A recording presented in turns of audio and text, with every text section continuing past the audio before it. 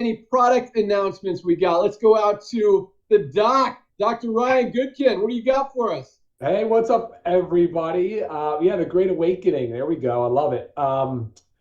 Ben, really, honestly, not a whole lot besides just making sure that the pipeline is filled with products, which it is. So everything is on track that I've said. Right now, warehouse is firing on all cylinders. We are in stock with everything.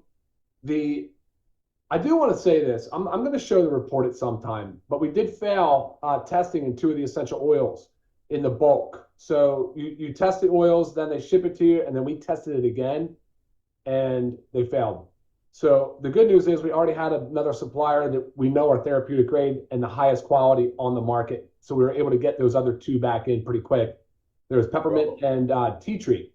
That's a huge thing. I want to really kind of emphasize that, when you test oils, you need to be working with one of the top labs in the country, and there's only a couple that have the ability and sensitivity to detect adulteration or contaminated products. And we did that, and that's huge. But we are still on track for December launch. Yes. Just because of good planning. Honestly, that was just good planning. Sometimes we get even a blind squirrel finds it not. That might be me on this one. The children's gummy, we said USDA certified organic gummies early next year, mid-January. Behind it, we talked about the chocolate whey protein. We've got the E3, updated E3 is coming this year, so this month. Pumped, man. I mean, it's just like you said, there's probably another 20 products right behind it. And I just want to say thank you to everybody that reaches out and gives me feedback and input. That is valuable. It really is valuable, and I appreciate them doing that. But thankfully, man, going into this really busy time of year, Ben, I'm so grateful that you yelled at me and told me to get a bunch of because I'm honestly, man, because otherwise I would hate to be in a situation where I'm scrambling to meet the demand. And we're not actually in that case. We're not right now. We overstocked. We spent a bunch of money and brought in a bunch of inventory. And we are so perfectly positioned right now to go into this new year. So I'm pumped, man. I'm super pumped for this call to hear from our panelists and all of the rank advancements. Back to you, Ben. Awesome. Thanks so much. All right. A couple follow-up questions on that. First of all, let's just talk about this because I don't even fully understand it. So what do you mean by it failed? What failed? All right. So the oils we're coming out with, I think we've told people there's a 6-pack. Two of these oils, peppermint and tea tree. So a lot of the oils are coming from overseas, and it's difficult to supply and demand of actual essential oils, and these are coming from plants. So there's a lot of copycats or knockoffs or people that are, adulterating or changing or altering the product to look like and smell like the original peppermint when it's actually not.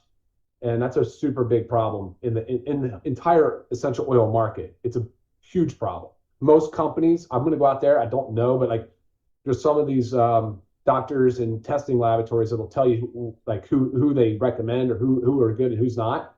Most are bad. Most oils are flunking, and it's crazy. So are you saying most oils, because I see stuff on Amazon that's like $15 or something. So are you saying most don't test, or they do test and they ignore the results, or what's happening out there? Yeah, good question, actually. So they'll send it to a commercial lab and just basically ask for identity, and that'll be it. They won't go all the way down the line looking for other contaminants or other markers for contamination or adulteration. That's this lab that we work with. We intentionally work with them just for that reason. There's only 2 in the country that are private that do this type of sensitivity. So most of them, Ben, I don't know a number. Maybe I could do more research and look into it and find out, but most oils are adulterated. So are there any rules or regulations when it comes to essential oils, or can people just put out there whatever they want and say, hey, yeah, this is peppermint? I mean, it's a gray area. It's a super gray area. They could put it out there and say it's peppermint because it passed organoleptic. It passed the smell test, basically. Right. So that's good. So that means that you want to buy essential oils that are tested, that you see the tests and the results and the certificates of analysis. Correct. And all that stuff to know that what you're getting is actually what you're getting and not something that looks like what you're getting. Spot on. Yes. Awesome. Sweet. All right. good with that, and that's exciting. And yeah, it's funny. Ryan sent us an email a couple days ago. It's like, this is what I've been working on, and yeah, there's like 28 different products on there. And I'm like, yes, dude, that is awesome. So great job, and yeah, I'm really excited. I didn't realize the gummies were USDA certified organic, the kids gummies. That is huge because there are not a lot of kids multivitamins out there that are USDA certified organic. Yeah, so I love that. I love how clean that is, how powerful that is. What else? And how inexpensive it's going to be, because we're not going to have 50 hands in a pocket of the mother who wants to give her kid amazing products, but doesn't want to have the people on top buying another private jet or post another Rolex watch at her expense. Let's don't forget about that. Yeah.